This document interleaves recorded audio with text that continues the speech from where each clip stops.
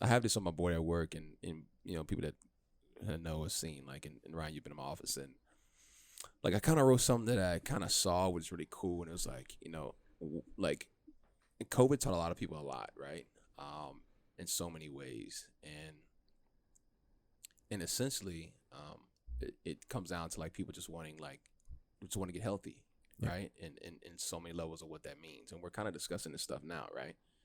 So I kind of put on my board. It says, okay, we want optimal health, right? We all want optimal health. Well, what does that look like, right? And I'm gonna say it, just kind of talk about to see what you guys' perspective is. And I'm at my job, pretty much all day for the most part, and I see people come in the door, and it's a very interesting like picture. It's like watching like a human experiment, right? Of so many different people and so many different walk of life, as far as cultures and races and genders, etc., right? But nobody walks in the door trying to be a worse version of themselves, right? Right? I mean, and no matter what the motive is or what brought you in the door, it could be vanity, right? I mean, that's fine, right? You got every right to look, sexy and good looking in your dress, no problem, right? But you're still doing it to essentially build or create or maintain this perception of yourself, right? So that's still a mental aspect of it, right? So like in my office, like number one, I think people come in the door when it comes to like taking a more proactive approach to their health and their wellness is for the mental aspect of it, right? And it goes in levels, right? I think they come for that. They come for the emotional building, right? They come for the spiritual building. They come for the social building.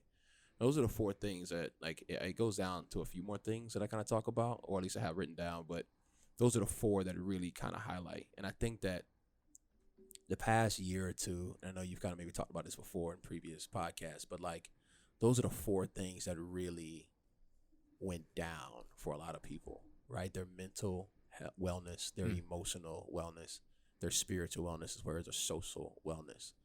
And Damn, that's deep. I think a lot of people are just climbing themselves back out, But we could just talk about like really, why do, or what do you guys think? That's my kind of perception of what I think people do, no matter what you're doing, like no matter what you practice. I don't care if it's waking up in the morning and, meditating for X amount of hours, and you do yoga and, you do some other practice, right, for your health or your wellness. And it may have some physical aspect to it, right? Qigong or you may do, anything, but even the physical, you're trying to tap into building something of your mental capacity to increase. I think, so my question is like, do you guys think that like that's the first initial? I think they have to go hand in hand. You have to have both in order to succeed. You can't have one without the other. Mm-hmm. So I agree. Finish the question. Basically, do you think that is how you want to say this, right? I'm pretty much asking, like, let's use the word motive, right? Okay. Mm-hmm. Like, do you think that deep down internally that is really the real first initial objective to taking any approach to gaining better health, whether it's physically? Do we think we think that they're trying to help strengthen themselves mentally through physical? Do we correct. think that's people's motive First? Okay. Like, if you chop that up, like, is that accurate? I don't know. I can speak from I don't know. I wouldn't say that's, I'm gonna speak only from like my particular perspective. Like, and I can say this from, I've always thought that, like, I needed to believe something before I went to go do it. Mm-hmm. But nowadays I'm like doing it, and then that sparks the belief in the faith. So in a lot of ways, like, for example, tennis. I wasn't particularly going to go play tennis because I wanted to become a great tennis player. I was playing tennis because I was trying to find any way to get myself out of the mental and emotional and just straight up traumatic anguish I was in last year. Yeah. And it was the only thing that I could do because I didn't want to play football with them fools. There was too many egos over there and too much alpha maleness. And I'm just like, I can't deal with y'all, man. Like, and that was the only thing that I could do to, I could go and play that by myself. Like, you know, I could go and hit it against the wall. And like, I mean, I'd be out there for like 3 hours or so and just playing because and I would have music in my ears because it was the only way that like when I was out there, my heart wouldn't hurt. And like, you know, that, and like straight up, like my motive for starting to play tennis, it was straight up like, I just want to get out of this pain right now. So, you know, in that same kind, but like what came out of that with me just showing up is that boom, like all of a sudden I'm starting to get better. Right. Oh shit, I didn't see that coming. Like, and then all of a sudden, like now what's starting to come out of that a little bit more is, oh shit, like now my competitive juices are starting to flow. People are starting to show up at the damn tennis courts now. Hey, you want to hit around? Yeah, sure. Next thing I know, I'm better than what I thought I was. Right, like it was very, very, very interesting to kind of watch that, where it's just like, you know, someone had told me about tennis, and not like, you know, I had heard small things about it. Like my tennis coach in high school was just like, you should come play. And I was like, no, get the fuck out of here. It was probably one sport I wish I would have tried. Right. But then like to my motive, however, to go and play it, to go and do this thing, it was sure enough like I want to go out there and go play in the damn go play in leagues and turn. But like, you know, at this point in time, I was like, yo, like I need to get out of my own head.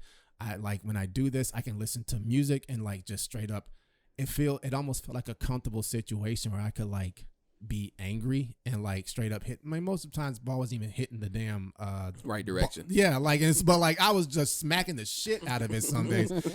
And like I could play my angry music, and sometimes just it felt like a safe place to be able to like scream out those lyrics. You know, when I'm angry, I play a lot of Eminem. Thank God for him. Yeah. And so like but like as I kept doing that, as I kept showing up for myself in that way, like it was very much so not to get better. Some folks that was like, I can't wait to sit back and they go train, they go do this. But just as I kept doing that to try to get out of my own head and, you know, to help ease myself just in those moments, because I know that me wearing myself out is how I won't overthink myself, which is exactly what I was trying to stop doing. Right. And so then all of a sudden I'm like, oh shit, I'm starting to get better. Next thing I know, I'm playing against folks who've been playing for years, and they just like, oh yeah, I'm just waiting for somebody to come around. Like, you want to hit? I'm just like, yeah, sure. Next thing I know, I'm just like, or like someone who's like watched me hit against the wall. I'll never forget. It was the first dude who was a coach, and he was just like, hey, you got an extra racket? And I was like, yeah, sure. And he was just like, you know, you're doing the right thing here. And I was like, what are you talking about? And he was just like, people get best by hitting against that wall. And I was just like, oh, I literally had no clue, because I was just trying to do whatever I could. And next thing I know, me and him are like hitting, and he's just like teaching me stuff as we go along, like practice this and like trust me, you're gonna be able to do this better. And just showing up like that now, like my motive for it has changed because I'm actually starting to enjoy it. So that's what's really great, Ryan, because I think it kind of leads into, and I'll let you guys talk about it, like what ultimately I always hope for like my own personal philosophies regarding like being someone who's like, you know, I wear multiple hats as a director and a trainer and as a coach and as a former coach and a former strength and conditioning coach and etc. Right? Like you do something long enough, and I'm doing this long enough to where you want to come with your own theories on certain things, you know? Yeah. And like I hear about like, and that's an unreal example, and I'm gonna tell you why I'm saying this point to bring it back around full circle. Even when someone decides to change what they're putting in their body, right? It's like there's a mental aspect to why you're engaging in it. That is why I think it's number one. There's something that either there's a positive trigger, there's something you want to try to flip into a positive, or it's a coping type thing. And I'm using that word to bring this back around. I think like anything, right, that you think is really, that could become special or something you enjoy, or it's really good for you. That's the better word. It's really good for you. You know, it may start off as some type of coping technique. Yeah. But the ultimate goal, hopefully, is that now it turns into something that you don't have to cope with anymore. You just enjoy doing. So you reap the benefits, and ultimately now your wellness is now elevated.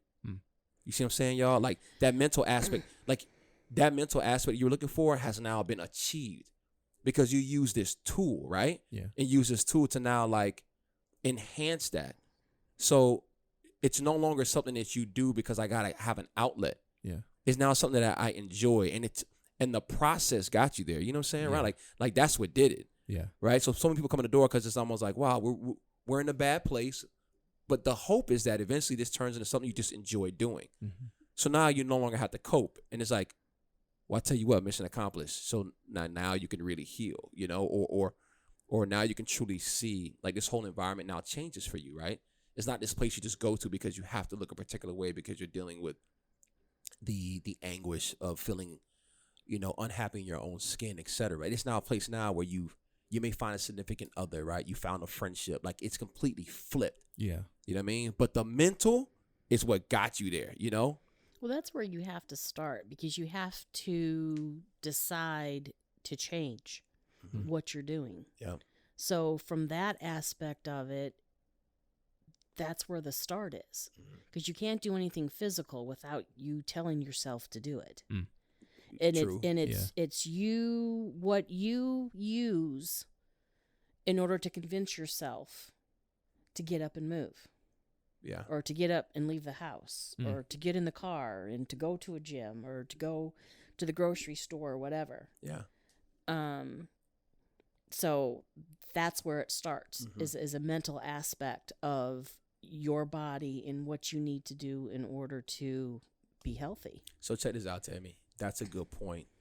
And it kind of goes back to where I mentioned this before when we were talking about awareness. And I said, I think that's the first part of it. I was waiting to kind of elaborate a little bit, because I'm reading this book. One of my clients suggested this book, and the intent was really awesome. Like, I think the guy, it's called The Way to Love, or How to Love. And I actually had to stop reading it because I just thought there were too many things that were contradictory. But there are some decent nuggets in it. I'm not gonna go further into it, but like, there was something I didn't agree with when he said something regarding like why awareness is ultimately the way to change, and like that is all you need. And I'm like, well, I completely disagree. Right? And I'm like that's not it. Like, that is the hope that eventually, like, once you're there, and you're right, Tami, but now here comes the practice. Here comes the actual effort. Like, your body doesn't want to change. Being aware is getting your hand on the top of that hole that you've dug yourself in. Pulling yourself up and staying above is your process and what you're talking about now. But Correct. you have to get out of that hole first. That's a great analogy. Let me ask you a question. Like, with that analogy, do you think being aware is first looking around and going, "Fuck, I'm in a hole"? Yeah. Well, you know, there's this thing about a mule. Okay, a mule falls down into a well that's not producing water anymore, right? The farmer said, "Well, that mule is old, not worth it. We're just going to fill in the well because there's no water coming out of it anyway." So the mule's down there, and all of a sudden he's got this dirt on top of him, and he's realizing what's going on. They're going to bury him. Yeah. So every time they throw a shovel down of dirt, he shakes it off, and then he steps on top of it. Yeah. So as they're throwing the dirt on him, he's shaking it off, he's stepping on top, and he's getting himself up. Yeah. Because he's aware of the situation, and he's got a way out. I think that mule had to realize, like, son of a bitch, if I just stay here and don't move, I'm going to get buried. So exactly. That's my point. Yeah. So it's like, and this is what was cool, y'all. Like, and this is our three-way headed, like, way of thinking. It's like the awareness, you're right, Ryan, is I'm in the hole. The awareness of what's happening, what you're alluding to, Tam, while you're in the hole. So you got to do something, right? So that's what you're saying, like, Mike, that is that hand. Yeah. For me, y'all, where I tap into, and I guess as far as expertise, is like, now we got to come up with a process, right? Right? So honestly, y'all, and this kind of leads into like the next thing. It's really not, truly, in my opinion, right?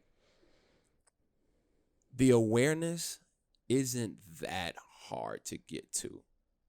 And I'm saying this maybe to start an argument, but I think that I think there are flashes and there are moments where people are dealing with things that are troubling in despair, where they have these moments of awareness. Hold on. So instead of facing it, like, they result to other things. Yeah. Okay, so my point is Different this, vice. right? And if I say this, it's like, okay, the difficult part isn't that recognition. It is the effort. It is the trying. It is the ultimate, what it takes to change. It is the change. That is it. And I'm like, and that's where it's like, why is trying so hard?